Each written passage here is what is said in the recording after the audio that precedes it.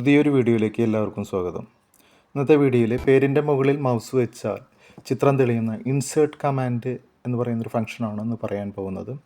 Elephant, tiger, cheetah ഇങ്ങനെയുള്ള അനിമൽസിൻ്റെ ആ പേരിൻ്റെ മുകളിൽ മൗസ് വയ്ക്കുമ്പോൾ അതിൻ്റെ ചിത്രം തെളിയുന്നു. ഇൻസേർട്ട് കമാൻഡ് നോർമലി നമ്മൾ ഇൻസേർട്ട് കമാൻഡ് കൊടുക്കുന്നത് ഒരു സെല്ലിൽ കൊടുക്കുന്ന ഡാറ്റ മിനി വിൻഡോയിൽ കാണുന്ന പോലെ ഒരു സെല്ലിൽ കൊടുക്കുന്ന ഡാറ്റയുടെ ഡീറ്റെയിൽസ് കാണിക്കാൻ വേണ്ടിയിട്ടാണ്. ഇപ്പോൾ നമ്മൾ സാലറി എന്ന് ടൈപ്പ് ചെയ്യുന്നു.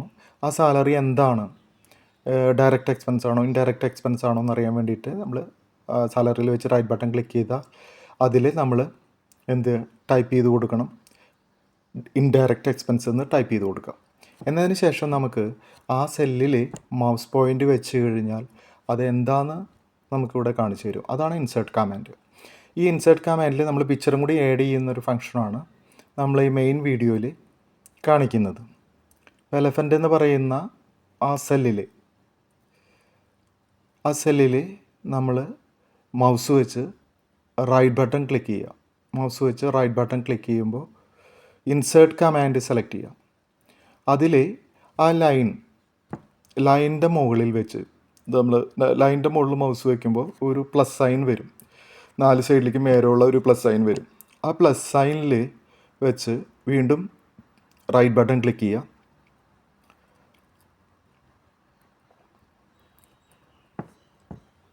ആ പ്ലസ് സൈനിൽ വെച്ചിട്ട് വീണ്ടും റൈറ്റ് ബട്ടൺ ക്ലിക്ക് ചെയ്യുക.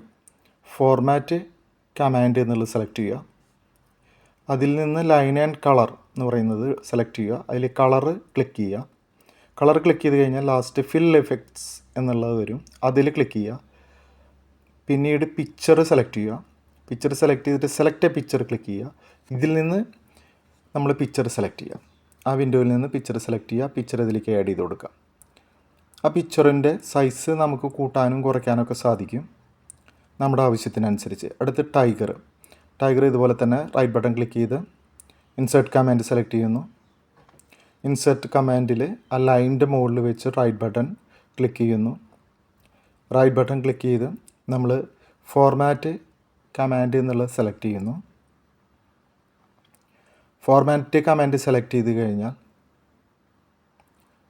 ഫോർമാറ്റ് കമാൻഡ് സെലക്ട് ചെയ്യുന്നു. അതിൽ കളർ ആൻഡ് ലൈൻ പറയുന്നത് ക്ലിക്ക് ചെയ്യുക.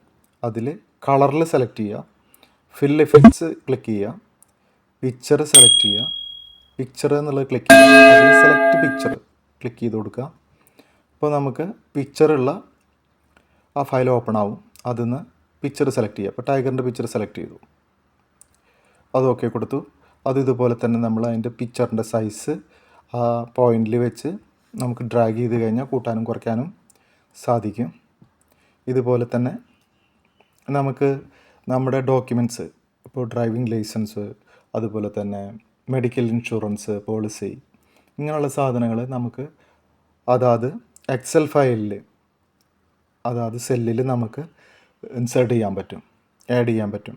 ഓൺലി JPG PNG ഫയലുകളാണ് നമുക്ക് ഇങ്ങനെ ആഡ് ചെയ്യാൻ സാധിക്കുന്നത്.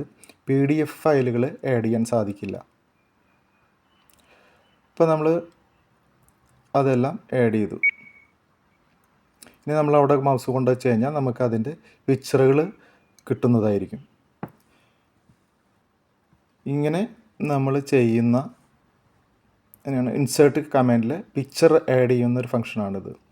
എല്ലാവർക്കും ഇഷ്ടപ്പെട്ടിട്ടുണ്ടാവുമെന്ന് വിചാരിക്കുന്നു. അടുത്ത വീഡിയോയിൽ കാണാം. എല്ലാവരും ഷെയർ ചെയ്യുക, ലൈക്ക് ചെയ്യുക, സബ്സ്ക്രൈബ് ചെയ്യുക.